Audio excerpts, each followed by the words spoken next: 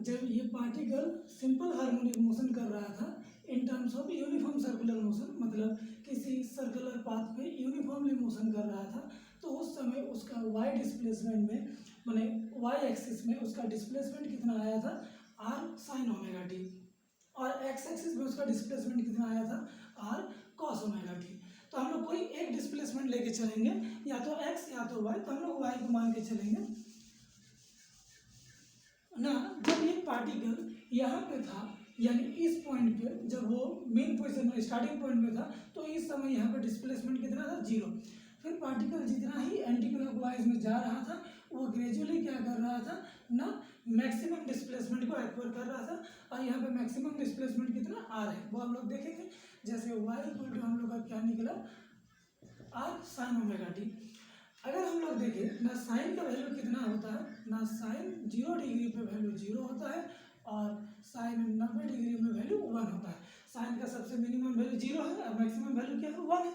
तो यानी अगर हम देखें y equal to r sine 0 degree then y equal to 0, तो यानी y सबसे मिनिमम कब होगा ना, यहाँ पे होगा, क्योंकि इस जगह में एंगल कितना है, 0 डिग्री है।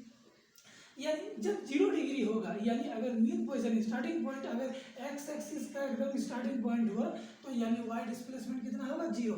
यानी यहाँ पर प्रोजेक्शन कहाँ पे होगा ना, सेंटर पे होगा। अब जैसे ये पार्टिकल ऊपर की ओर जाएगा, यानी ये आर का वैल्यू क्या होगा, ग्रेजुअली इंक्रीज करते जाएगा, और मैक्सिमम कब होगा, जब पार्टिकल ऐसे करते करते यहाँ पहुँचेगा, तब यहाँ 90 डिग्री का एंगल होगा, तो यानी साइन 90 डिग्री में, तो यानी y equal to y maximum तब होगा जब आर साइन ओमेगा टी और sine omega t equal to कितना हो जाएगा, 90 डिग्री। तो यानी कितना आर हो जाएगा, यानी ना इस पार्टिकल का मैक्सिमम डिस्प्लेसमेंट कितना होगा, आर होगा। वो कब होगा ना, 90 डिग्री पे होगा।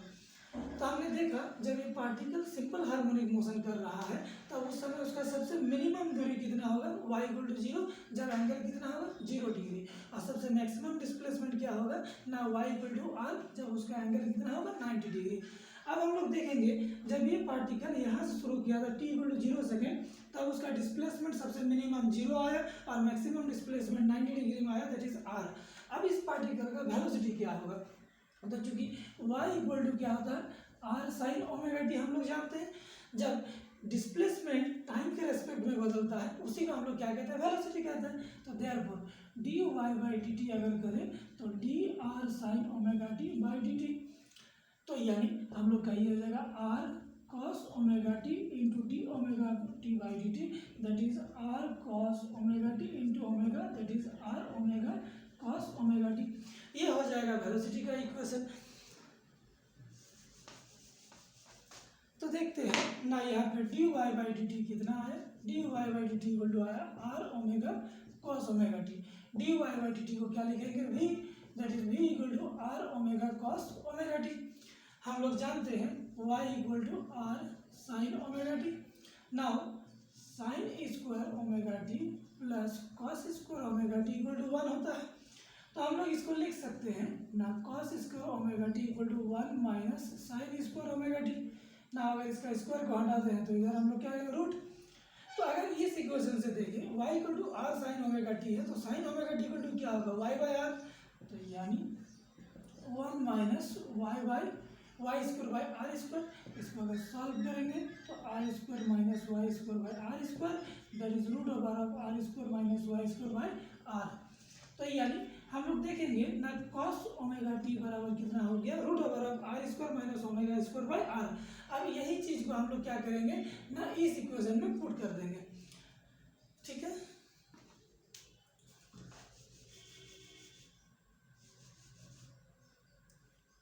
तो यहाँ से फ्रॉम इक्वेशन 1 हम लोग का v इक्वल टू क्या आया, r omega cos omega t. Cos omega t का वैल्यू कितना आया ना, root over of r square minus omega square by r. अब आर और आर कट जाएगा तो omega root over of r square minus y square, ये आ गया हमारे पास ना वेलोसिटी का इक्वेशन। जब पार्टिकल हमारा यूनिफॉर्म सर्कुलर मोशन रिप्रेजेंट कर रहा था तो उस समय उसका डिस्प्लेसमेंट कितना लिए थे हम लोगों ने, y equal to r sine omega t, और वेलोसिटी कितना आ गया ना omega root over of r square minus y square. अब हम लोग देखेंगे इस पार्टिकल का, जिसका मास m था, इसका मैक्सिमम वेलोसिटी कब होगा और मिनिमम वेलोसिटी कब होगा।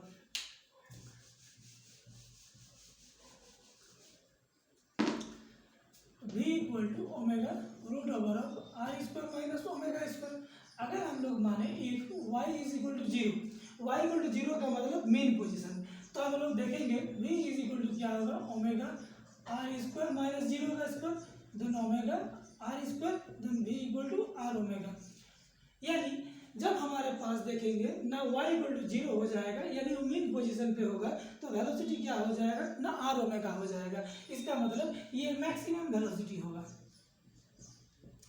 और अगर मान लेते हैं y इक्वल टू, दूसरा केस में y इक्वल टू अगर मान लेते हैं मैक्सिमम दूरी हो यानी r हो, तो v इक्वल टू क्या होगा, omega root over of r square minus y square, omega root over of r square minus y कितना r square then zero, velocity is equal to zero.